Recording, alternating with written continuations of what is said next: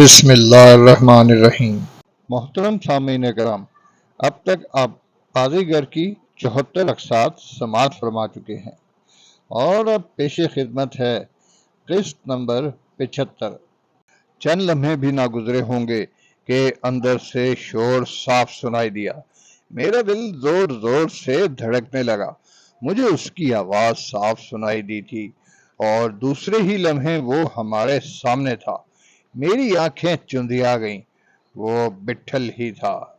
وہ کسی پاگل کی طرح میری جانب بڑھا تھا، سمندر کی کسی وحشی لہر کے مانند۔ اسے اپنے سامنے دیکھ کے میری نس نس میں درد بلبلانے لگا تھا۔ سینے میں ایسی گرج اٹھی کہ میری ہچکیاں بند گئیں۔ وہ کبھی مجھے جھنجھوڑتا، کبھی میرے گالوں میرے ہاتھوں کو چومتا۔ میرے شانے اس کے شانے پر ڈھلک گئے تھے اور مجھے ایسا لگ رہا تھا جیسے سارا جسم ٹکڑے ٹکڑے ہو کے بکھر جائے گا۔ میں بلک بلک کے روتا رہا اور مجھے پتہ ہی نہیں چلا کہ وہ کب اندر آئے۔ میرے حواس کچھ دیکھنے اور سننے کے قابل ہوئے تو میں نے دیکھا کہ وہاں بھیڑ لگی ہے۔ وہ سب میرے گرد جمع ہیں اور میں نے سنا کہ بٹھل مضطرب لہجے میں مجھے آوازیں دے رہا ہے، لاڈلے لاڈلے، اپنا نہیں تو کچھ دوسروں ہی کا دھیان کر جانی۔ مجھے یہ سب کچھ اپنی نظروں کا فریب لگ رہا تھا اور مجھ پر کوئی خوف سا طاری تھا، کہیں یہ سب کچھ دوبارہ اوجھل نہ ہو جائے۔ اسی لحظے میری نظر کانتے پر پڑی۔ ہاں، وہاں کانتے بھی موجود تھا۔ اس کے ہونٹ پھڑپھڑا رہے تھے اور بے قرار نظریں مجھ پر منڈلا رہی تھی۔ بٹھل مجھے اپنے پہلو میں جکڑے ہوئے تھا۔ کانتے کو دیکھ کے میرا سارا جسم پھڑکنے لگا۔ وہ اکیلا نہیں تھا، دوسرے ہی لمحے اس کے ساتھ کھڑا ہوا جاموں کا بھائی جمرو بھی مجھے دکھائی دیا اور میں نے زورا کو بھی دیکھا۔ شامو بھی وہیں تھا۔ وہ چاروں بس میری توجہ کے منتظر تھے۔ جپٹتے ہوئے میرے پاس آئے اور انہوں نے مجھے بٹھل کے بازوؤں سے چھین لیا۔ بار بار مجھے کسی شراب کا گمان ہوتا تھا، اپنی آنکھوں اور کانوں کے خواب، مگر اب میں حویلی میں نہیں تھا، یہ کالے دادا کا اڈا ہی تھا۔ جہانگیر اور خانم کو حیدرآباد سے لے جاتے وقت میں یہاں آ چکا تھا۔ وہی 5 محرابوں والا دالان اور دونوں طرف سرائے کی طرح بنے ہوئے کمرے، بٹھل کے سامنے وہی حقہ تھا جو کالے دادا نے پچھلی دفعہ بطور خاص اس کے لیے منگوایا تھا۔ کانتے، زورا، شامو اور جمرو مجھے کھسوٹ رہے تھے، گدگدا رہے تھے اور جیسے مجھے باور کرا رہے تھے کہ میں انہی کے درمیان ہوں۔ پھر کالے دادا امڑتا ہوا میرے سامنے آ گیا۔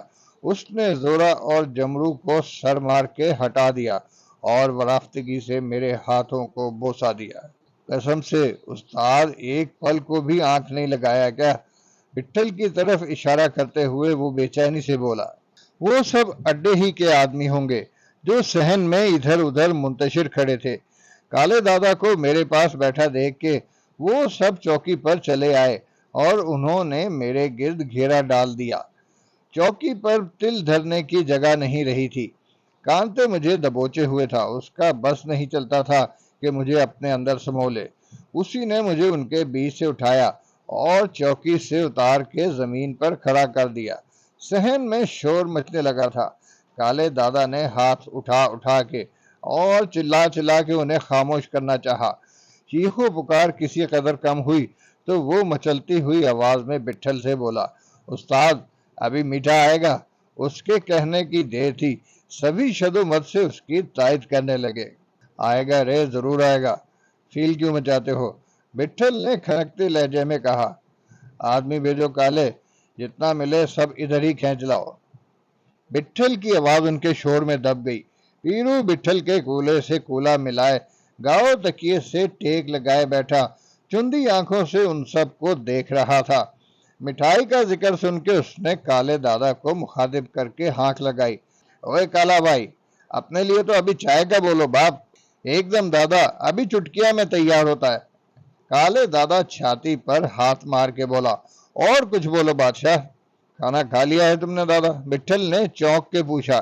کھانا تو ادھر ڈال کے ہی چلا تھا۔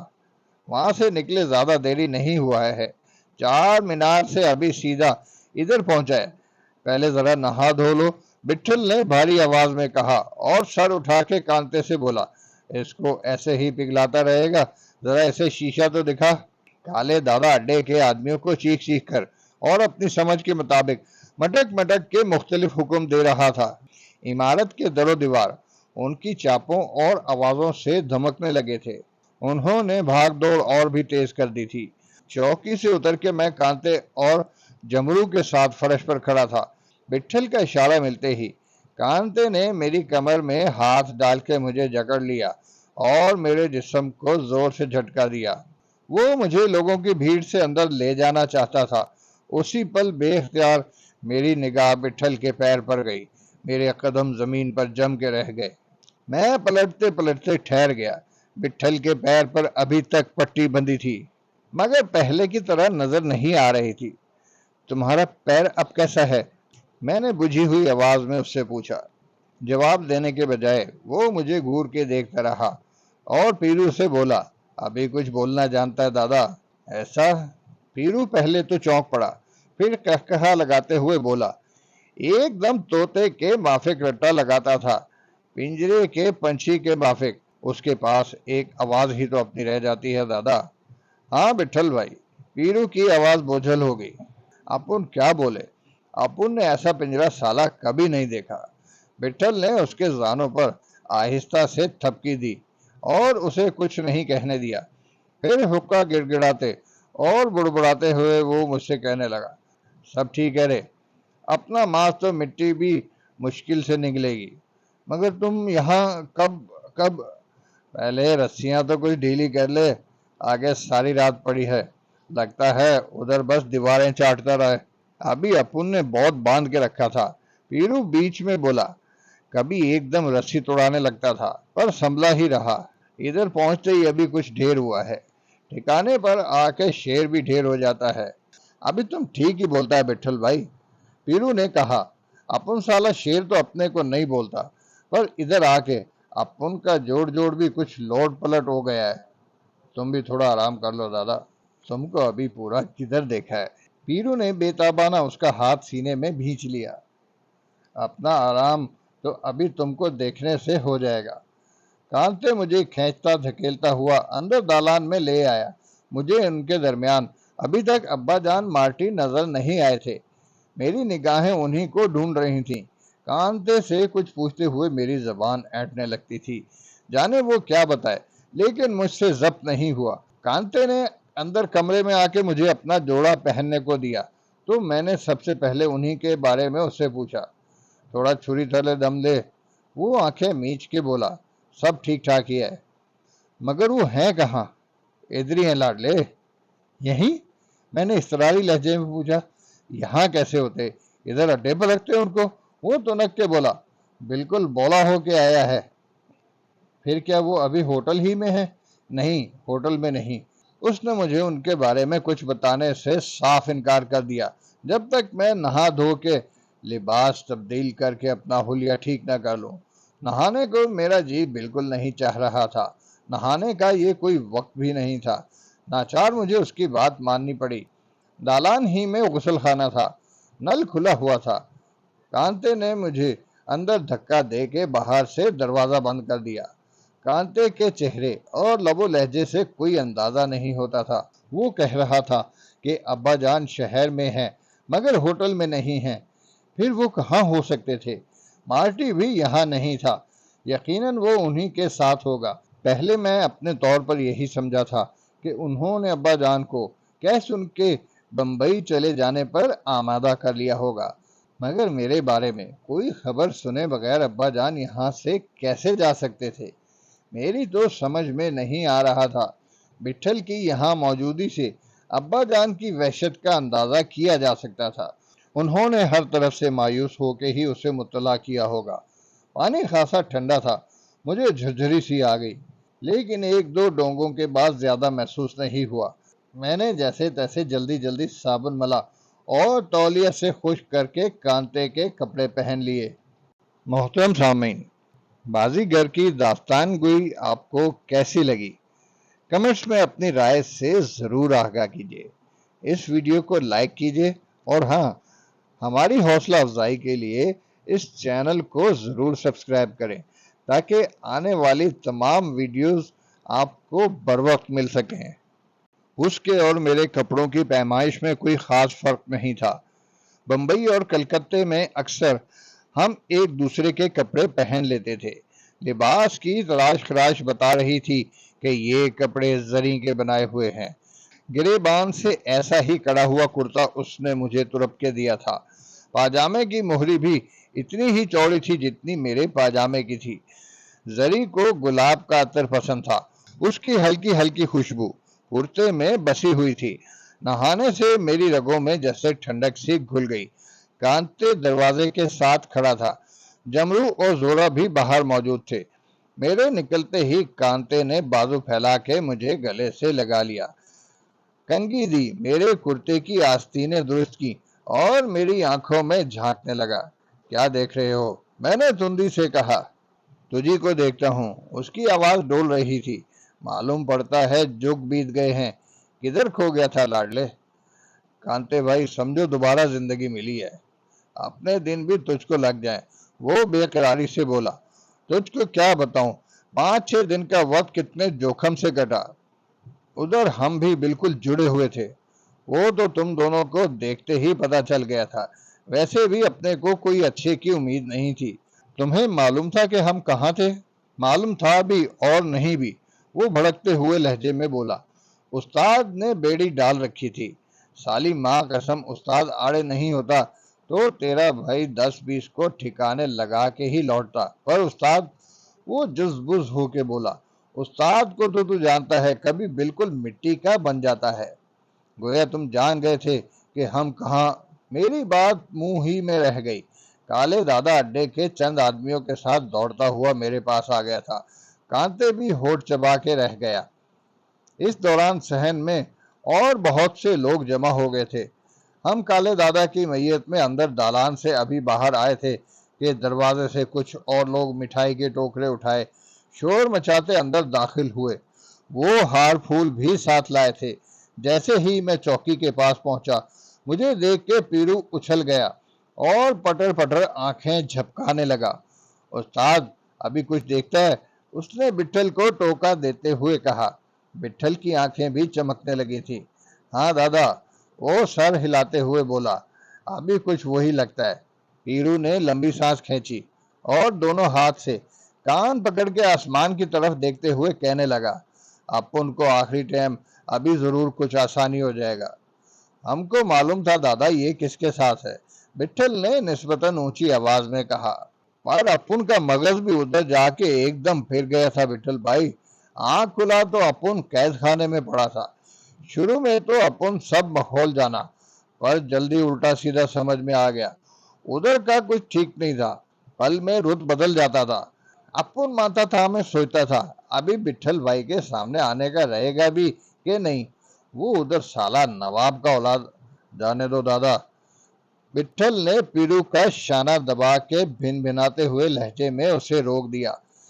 کالے دادا نے مٹھائی اور ہار پھولوں کے ٹوکرے بٹھل کے آگے رکھ دیے تھے۔ میں، کانتے، جمرو، شامو اور زورا بھی چوکی پر بٹھل اور پیرو کے پاس آ کے بیٹھ گئے تھے۔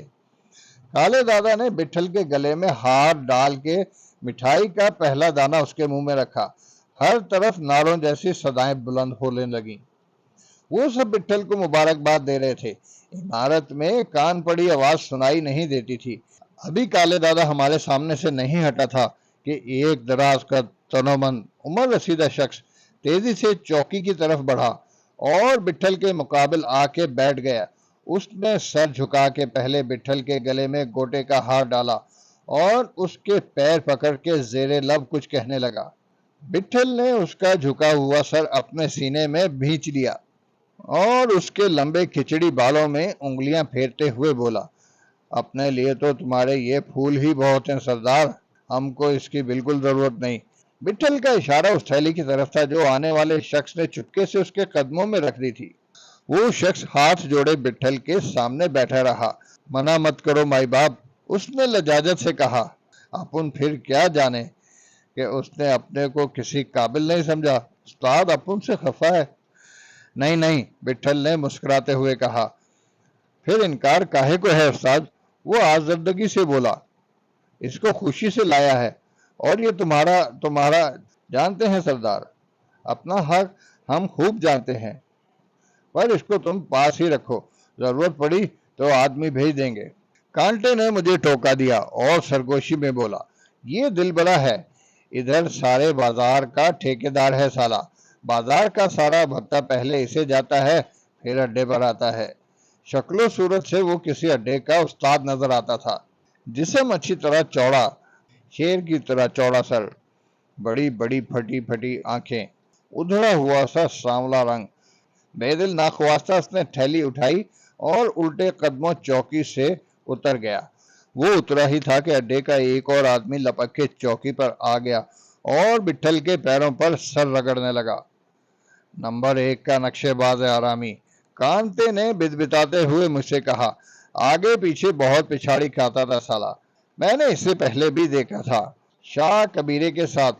خانم کے بالا خانے پر آنے والے آدمیوں میں یہ بھی شامل تھا، اور اس وقت بھی شاہ کبیرے کے پہلو میں کھڑا تھا جب میں اور وہ بازار کے چوک میں ایک دوسرے کے سامنے ہوئے تھے۔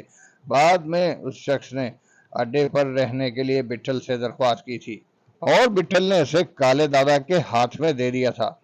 مجھے یاد ہے اس کا چہرہ کچھ بجھ گیا تھا۔ اس نے بٹھل سے تکرار نہیں کی۔ اس زمانے میں یہ چاقو ہمیشہ سامنے کی جیب میں رکھتا تھا، اس طرح کے صاف نظر آئے۔ یہیں اڈے پر بٹھل نے اس کا چاقو اوپر کی جیب سے نکال کے نیچے بغل والی جیب میں ڈال دیا تھا۔ پھر جب تک ہم حیدرآباد میں رہے، ہم نے دوبارہ اسے اوپر کی جیب میں چاقو رکھتے نہیں دیکھا۔ اب بھی نہیں تھا۔ چلتے وقت جب نواب عالمتاب اسٹیشن پر آیا تھا تو یہ بھی ہمیں رخصت کرنے وہاں موجود تھا۔ میں کانتے سے پوچھنا چاہتا تھا کہ اس نے راستے میں آخر کون سی رکاوٹ کھڑی کی تھی، لیکن کانتے سے بات کرنے کا موقع نہیں مل سکا۔ بٹھل اور پیرو کے پاس سے ہٹ کے وہ شخص سیدھا میرے پاس آیا۔ میرے پیر پکڑ کے اس نے میرے گالوں کو بوسہ دیا اور پھولی ہوئی سانسوں سے بولا، تمہارے بنا استاد بالکل آدھا لگتا ہے۔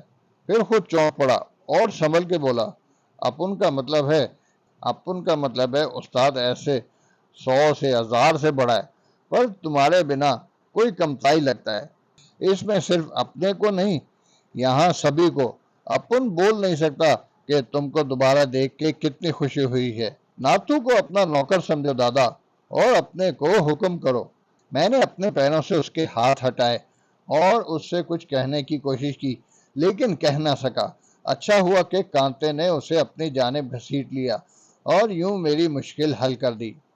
دلبرا اور ناتھو کے نیچے اترنے کی دیر تھی۔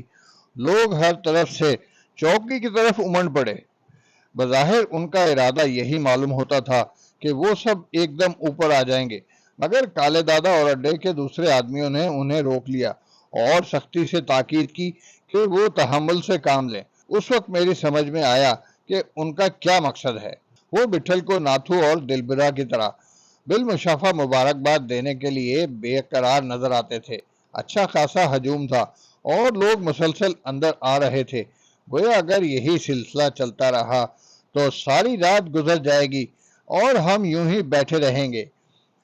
میں نے وحشت سے بٹھل کی طرف دیکھا، لیکن وہ پیرو سے باتوں میں مصروف تھا۔ وہ چاہتا تو انہیں روک دیتا، لیکن اسے جیسے کچھ خبر نہیں تھی۔ مٹھائی اور پھولوں کے ٹوکرے بٹھل کے سامنے سے ہٹا کے ایک طرف رکھ دیے گئے تھے۔ ان میں سے ہر شخص چوکی پر پہلے آنے کی جستجو میں لگا ہوا تھا۔ بہرحال دیکھتے دیکھتے ان کی ایک قطار سی بند گئی۔ ایک جاتا نہیں تھا کہ دوسرا اچک کے چوکی پر چڑھ جاتا۔ اوپر آ کے پہلے وہ بٹھل کے گلے میں ہار ڈالتا، کوئی چیز ساتھ ہوتی تو پیش کرتا، اس کے پیر چھوتا اور مبارکباد دیتا ہوا یا تو پیرو کی طرف جاتا یا پہلے میرا رخ کرتا۔ میرا اندازہ کسی قدر غلط تھا۔ ان کا مقصد میری اور پیرو کی اچانک آمد کے سلسلے میں اپنی مسرت کا اظہار کرنا ہی نہیں تھا، اڈے کے نئے استاد کو سلامی پیش کرنا بھی تھا۔ گویا بٹھل کے اڈا سنبھالنے کے بعد انہیں یہ رسم ادا کرنے کا موقع نہیں ملا تھا۔ حیدرآباد میں نئے استاد کی تبدیلی پر یہ رسم باقاعدہ انجام پاتی تھی۔ پہلے بھی یہی ہوا تھا جب بٹھل نے کالے دادا کو یہاں کا استاد مقرر کیا تھا۔ بمبئی اور کلکتے میں بھی اڈے سے باہر کسی نئے استاد کے آنے پر یہ رسم ادا کی جاتی ہے، مگر کوئی لازم نہیں ہے اور اتنی باقاعدگی کے ساتھ نہیں ہوتی۔ وہ اپنے چاقو بٹھل کے پیروں میں رکھ رہے تھے۔ ان میں صرف اڈے سے وابستہ لوگ نہیں تھے، بازار کے لوگ بھی تھے جن کے پاس چاقو نہیں تھے۔ وہ اپنی توفیق کے مطابق مختلف نظریں پیش کر رہے تھے۔ بعض کے پاس مٹھائی کے دونوں اور ہار پھول کے سوا کچھ نہیں تھا، بعض کے پاس صرف پھول تھے۔ سلامی کے لیے نظر ضروری نہیں تھی، استاد کے سامنے ایک مرتبہ آ کے سلام کرنا کافی سمجھا جاتا تھا۔ وہ لپکتے ہوئے قدموں سے بٹھل کے پاس آتے اور آ کے بے اختیار سے ہو جاتے، یوں کہنا چاہیے کہ سٹ پٹا جاتے۔ میرے سامنے آ کے بھی ان کا یہی حال ہوتا، کسی کے منہ سے کچھ نکلتا اور کسی کے ہونٹ لرز کے رہ جاتے، آنکھیں جل بجھ کے رہ جاتی۔ میری حالت بھی ان سے مختلف نہیں تھی، مجھ سے کوئی جواب نہ دیا جاتا۔ میں گنگ نظروں سے انہیں دیکھتا رہا، پھر یکا یک ایک ایسا آدمی میرے سامنے آیا کہ میں سیدھا نہ بیٹھا رہ سکا۔ اسے پہچاننے میں مجھے ایک لمحہ لگا ہوگا، وہ مولا تھا۔ محترم سامعین، بازیگر کے مزید دلچسپ اور سسپنس سے بھرپور واقعات جاننے کے لیے قسط نمبر 76 سماعت فرمائیں، اور ہماری حوصلہ افزائی کے لیے اس ویڈیو کو سبسکرائب ضرور کیجیے۔ اگر آپ اسے سبسکرائب کر چکے ہیں تو اپنے دوستوں اور عزیزوں میں اس کو شیئر کریں۔ آپ کے ان چھوٹی سی کاوش سے ہماری بے انتہا حوصلہ افزائی ہوگی۔ شکریہ۔